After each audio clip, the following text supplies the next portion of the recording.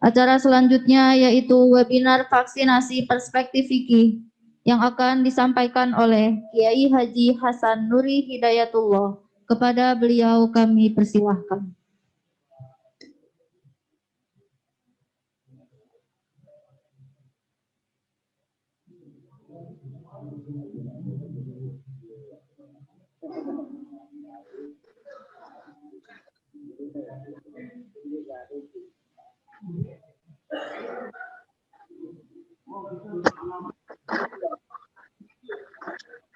Assalamualaikum warahmatullahi wabarakatuh.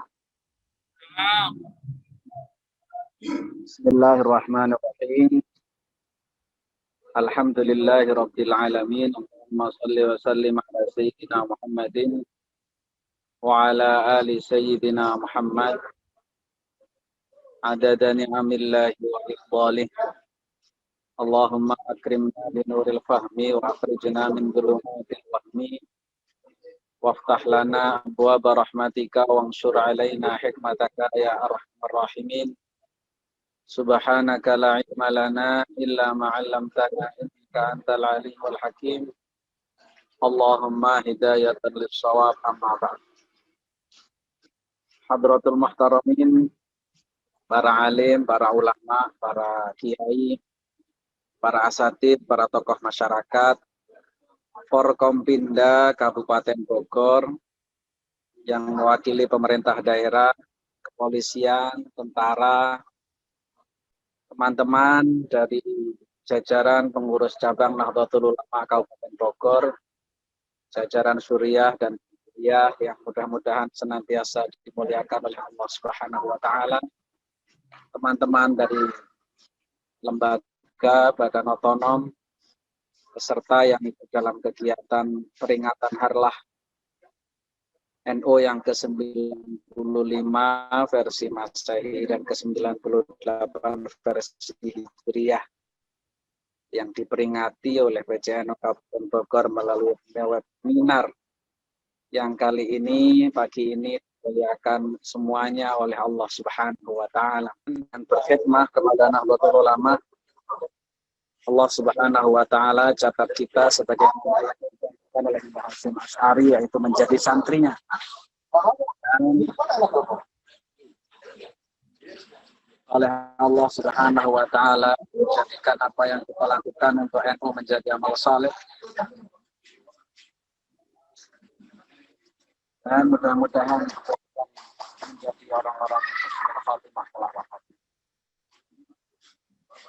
Para hadirin sekalian yang dimuliakan oleh Allah Subhanahu wa taala, sebelum beberapa hal yang ingin saya sampaikan, pas bertepatan pada hari ini tanggal 31 Januari, kita tepat pada Harlah yang ke-95 untuk versi Masehi.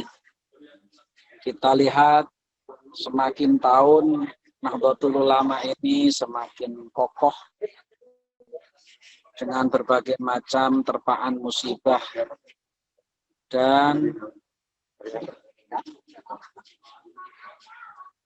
juga berbagai macam hal yang dialami dari fase ke fase sejak bangsa ini sebelum merdeka sampai dengan hari ini, ternyata tidak menjadikan Nahdlatul Ulama semakin surut. Ketika Nahdlatul Ulama pada masa penjajahan, ketika masa Orde Baru, Orde Lama, kemudian sampai dengan hari ini semakin kokoh. Kuncinya ada di mana? Kuncinya adalah bahwa Nahdlatul Ulama ini dibangun di atas pondasi yang kuat, di mana dua pondasi yang menurut saya menjadi sesuatu hal yang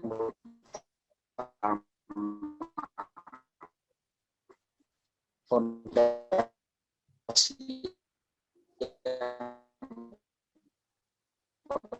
pertama adalah fondasi kemandirian.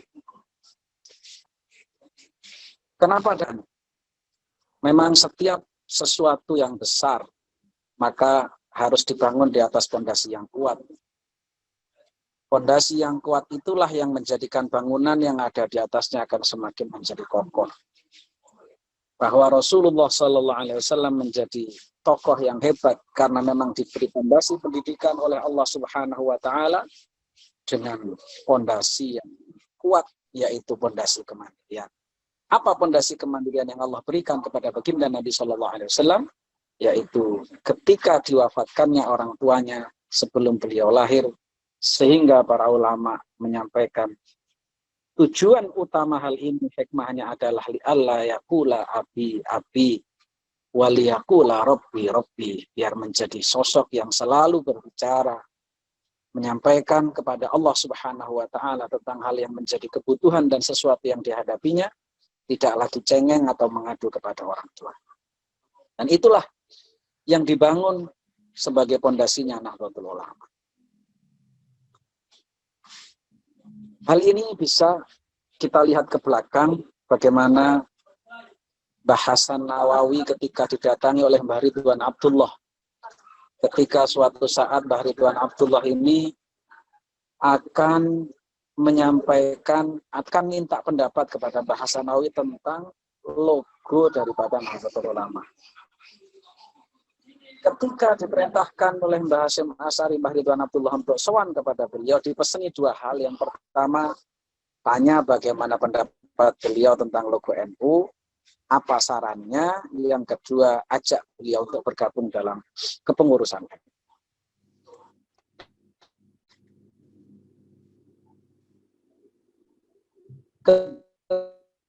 Ketika sampai di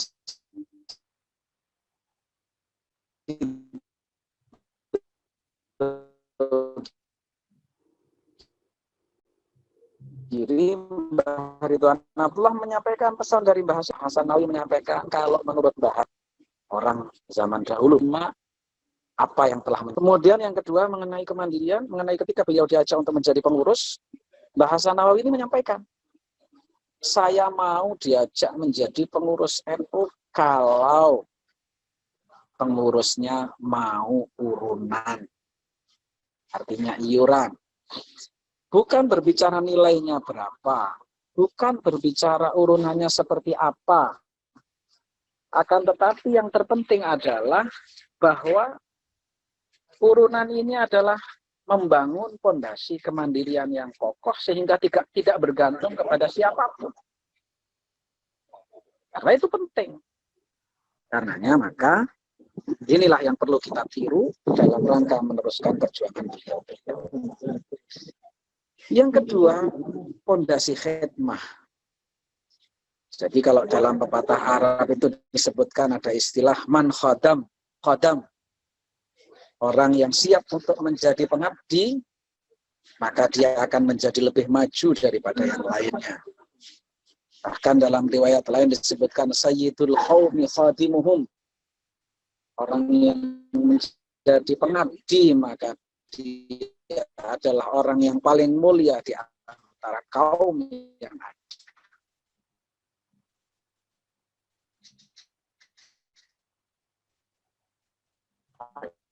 Di dalam SK kita itu dalam pelantikan selalu disebut masa khidmah, masa pengabdian. Makanya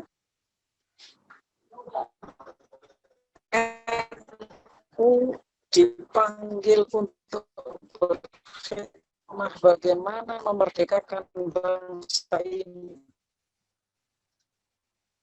NU siap dengan Nahdlatul Ulama. Bahkan kemudian dengan itu kita juga memunculkan fatwa-fatwa yang mengarah kepada bagaimana kita membela bangsa dan negara. Bahkan menghukumi syahid bagi orang yang berperang dalam rangka memerdekakan bangsa. Ketika bangsa ini sudah merdeka, kita diajak untuk berkhidmah bagaimana memelihara kemerdekaan ini. Dari segala macam rongrongan, kita juga siap. Ketika diajak untuk mengganyang PKI, Nahdlatul Ulama siap dan berada di barisan paling depan. Bahkan ketika diajak untuk mengusulkan pembubarannya, Nahdlatul Ulama adalah salah satu di antara yang bersuara paling keras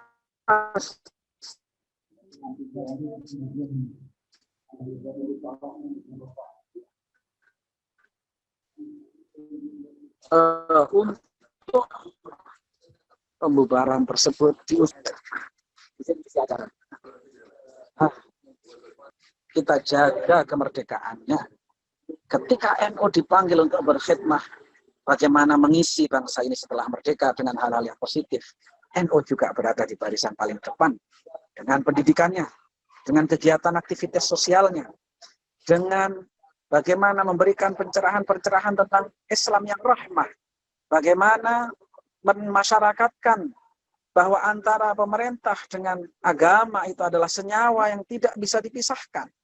Itu adalah bagian daripada khidmah Nahdlatul Ulama. Bagaimana kiranya bangsa ini sudah merdeka tetap terisi dengan hal-hal yang baik, yang positif. Tujuannya untuk apa? Untuk mengabdi. Karena pengabdian itu dan kemandirian itulah Nahdlatul Ulama semakin kokoh. Mudah-mudahan ini semua bisa kita jadikan inspirasi, baik dalam berorganisasi perjuangannya maupun di dalam perjuangan yang sifatnya mandiri. Ketika kita berpijak pada dua kaki kanan mandirian dan kaki kiri adalah khidmah, insya Allah perjuangan yang kita bangun akan menjadi perjuangan yang lestari, sebagaimana Nahdlatul Ulama yang semakin tua sejak 95 tahun yang lalu didirikan.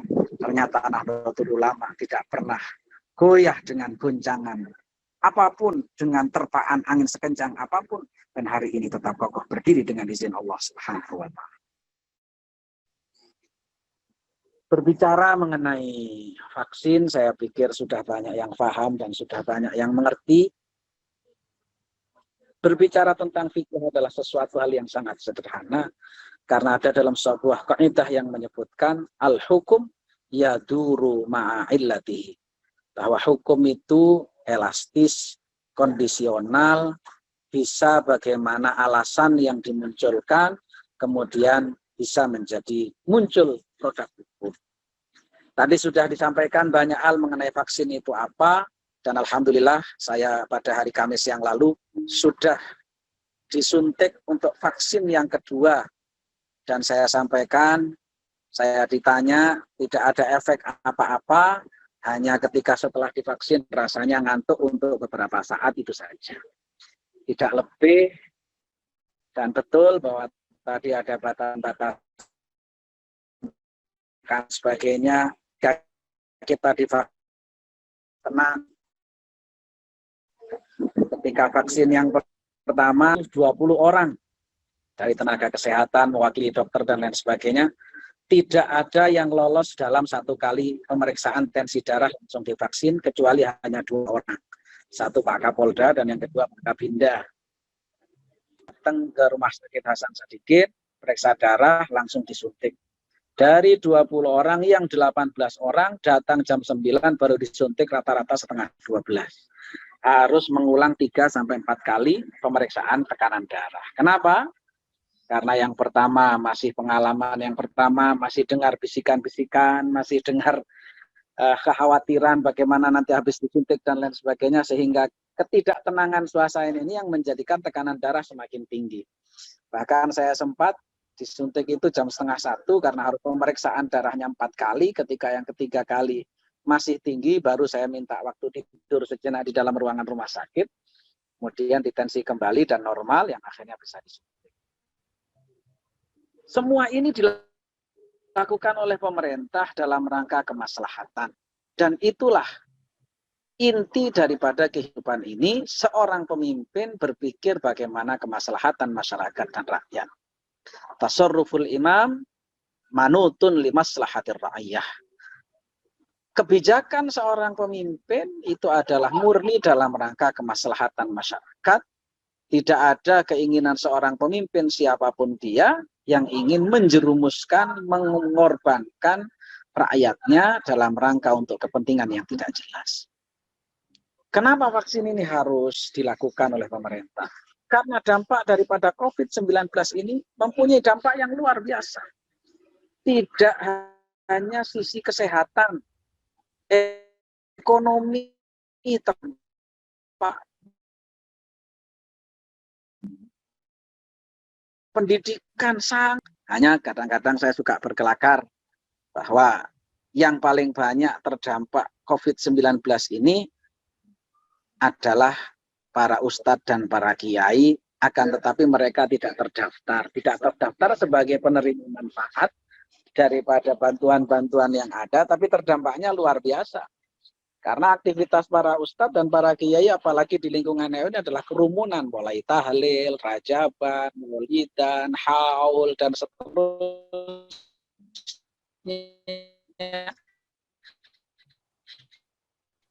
Yang semua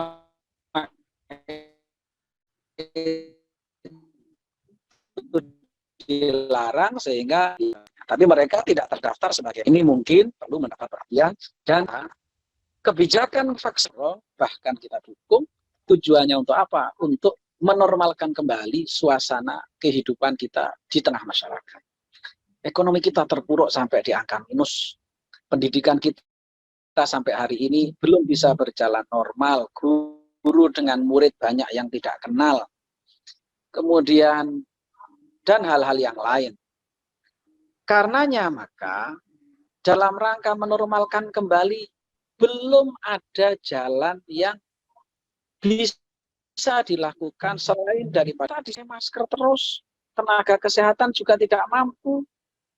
Ketika harus itu dilakukan karena berjam-jam. Sehingga yang terjadi adalah meskipun anjuran pakai masker sudah dilaksanakan oleh sebagian besar masyarakat, belum menurunkan angka keterjangkitan COVID-19 yang signifikan. Bahkan cenderung terjadi kenaikan. Karenanya maka kita berharap tentunya semua adalah juga pertolongan Allah Subhanahu wa Ta'ala yang menjadi tujuan utama. Tapi vaksinasi ini adalah wasilah, perantara. Kalau tujuan kita utamanya adalah menormalkan kehidupan ini dalam ibadah, belajar, dan lain sebagainya, sementara wasilahnya kita harus dalam kondisi normal, dan wasilah menormalkan situasi harus melalui vaksin, maka al-wasail fi hukmil maqasid. Wasilah atau perantara mempunyai hukum, mempunyai dampak yang sama dengan tujuan. Ketika tujuannya adalah mulia, maka wasilah ini menjadi mulia. Sama kayak kita bawa tasbih. Bawa tasbih itu mesti untuk berzikir. Jadi walaupun orang itu belum berzikir, ketika bawa tasbih dia sudah dapat pahala. Kenapa?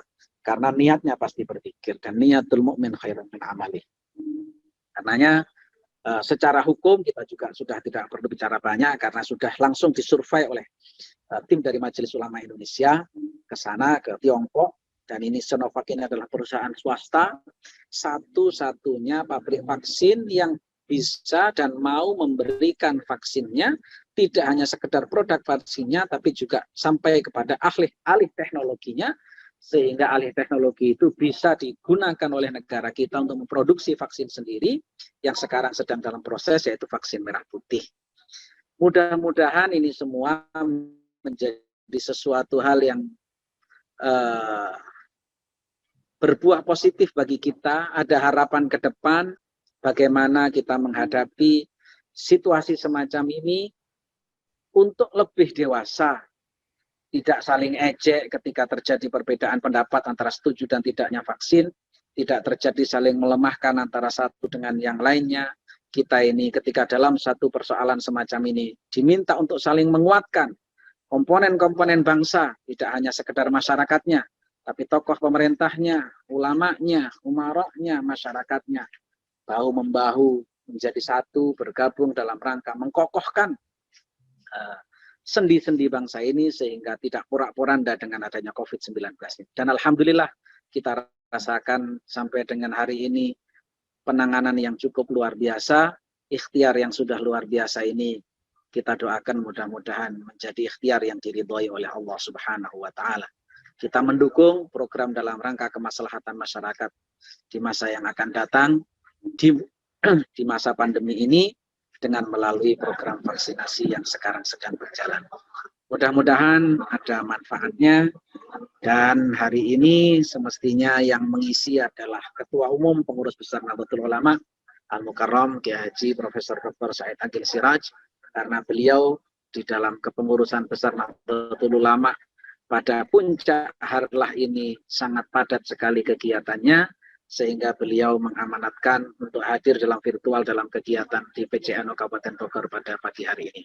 Saya menyampaikan salam beliau, mudah-mudahan tidak mengurangi rasa keberkahan dan rasa hormat beliau atas acara yang diselenggarakan oleh PJNU Kota Bogor. Demikian, kita doakan mudah-mudahan Ketua Umum Pengurus Besar Nahdlatul Ulama dan para kiai yang lainnya senantiasa sehat walafiat, panjang umur, bisa membimbing kita dalam berkhidmah untuk masyarakat melalui ulama. Mudah-mudahan